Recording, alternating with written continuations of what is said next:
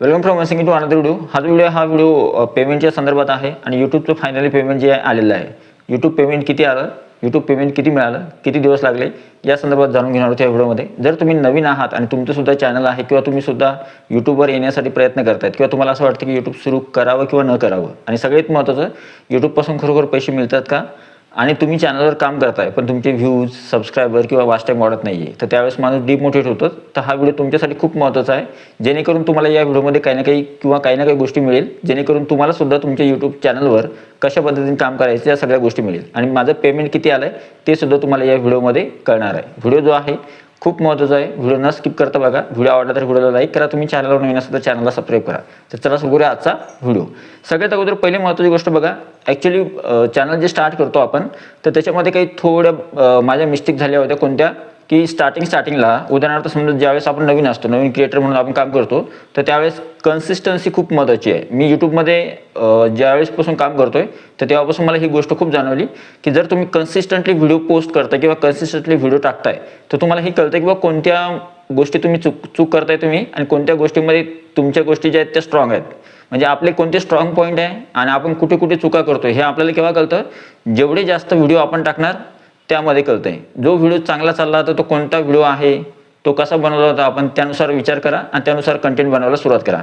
आता पहिली गोष्ट, महत्त्वाची गोष्ट म्हणजे खूप साऱ्या क्रिएटरला असं वाटतं की बाबा यूट्यूबवर ग्रोथ मिळत नाही आहे, आपण डिमोटिवेट होतो आणि आपल्या चॅनलला व्ह्यूजसुद्धा येत नाही. स्टार्टिंगला मला सुद्धा स्टार्टिंगला 10, 15, 12 व्ह्यूज, 20 व्ह्यूज, जास्तीत जास्त 50 व्ह्यूज.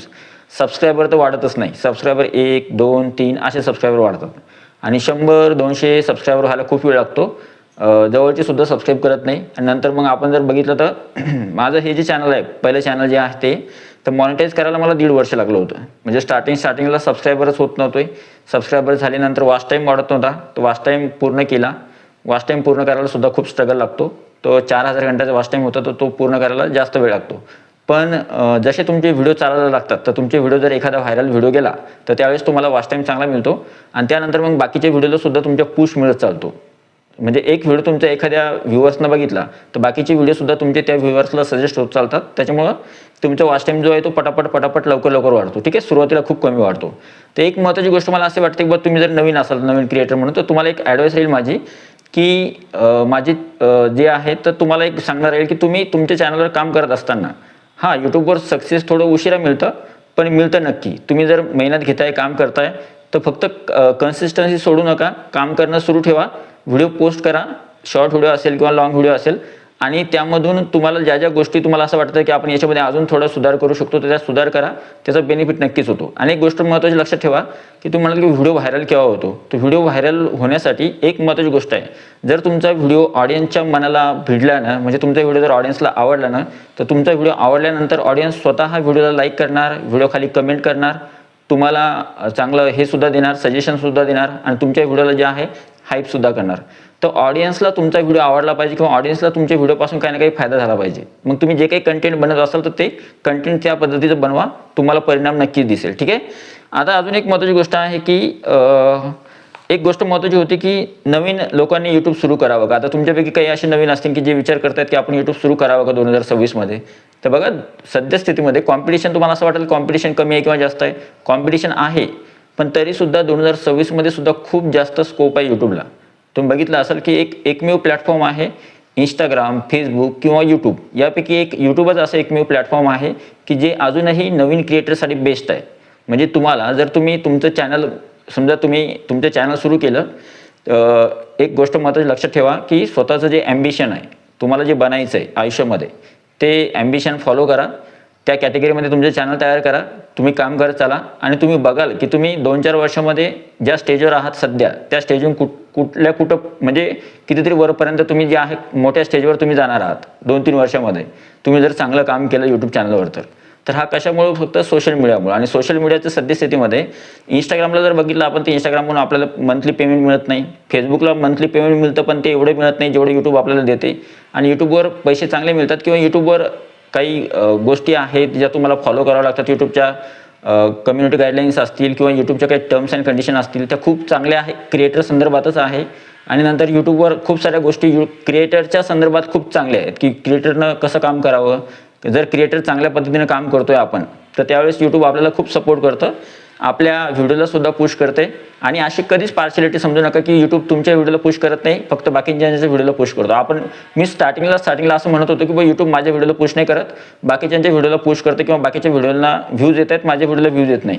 तर त्याच्यामध्ये कुठे ना कुठे आपली चुकी असते. आपला थंबनेल बरोबर नसतो किंवा आपलं टॉपिक सिलेक्शन व्यवस्थित नसतं. आपल्या व्हिडिओचं टॉपिक खूप महत्त्वाचं आहे. आपण व्हिडिओ जो बनवला आहे त्याच्यामध्ये जी गोष्ट पाहिजे, ॲव्हरेज ड्युरेशन, व्हिडिओ जास्त लोकांनी बघितला पाहिजे, ते सुद्धा खूप महत्त्वाचं आहे.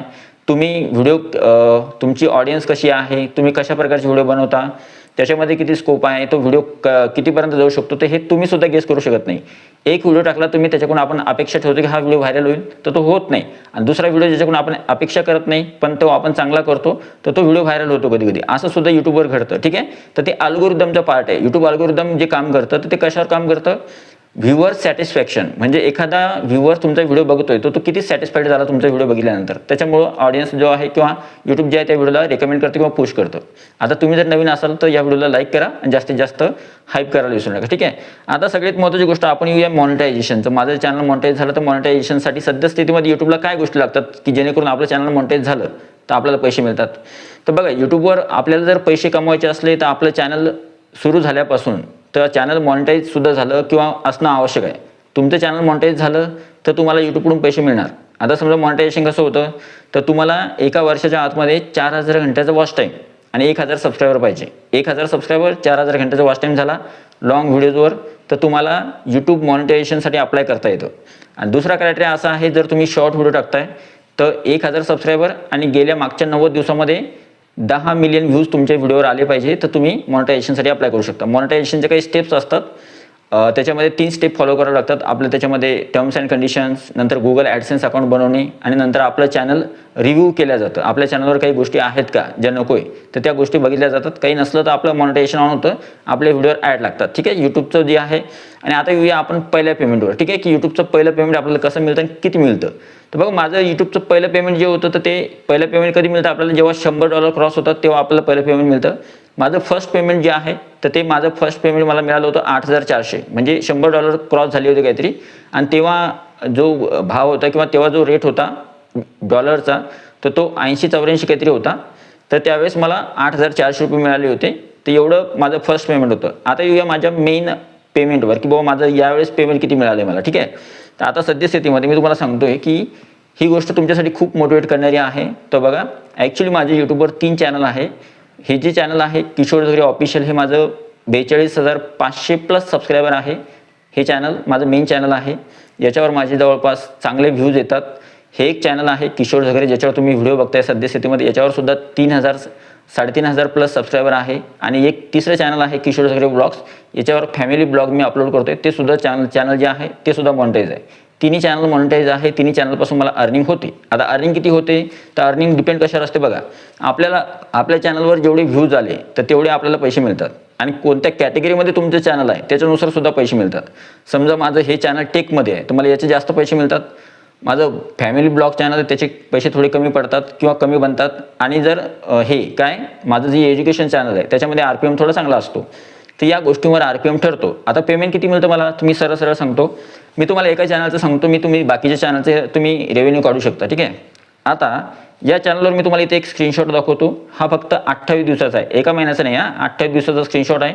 तर याच्यामध्ये तुम्हाला बघा, कालचा स्क्रीनशॉट होता हा. तर याच्यामध्ये आता वाढ झाली असेल. ठीक आहे, तर काल मी ज्यावेळेस बघितलं त्यावेळेस 5,25,000 लोकांनी व्हिडिओ बघितला आहे 28 दिवसामध्ये. आता जवळपास 5.5 लाख काहीतरी झाले असतील.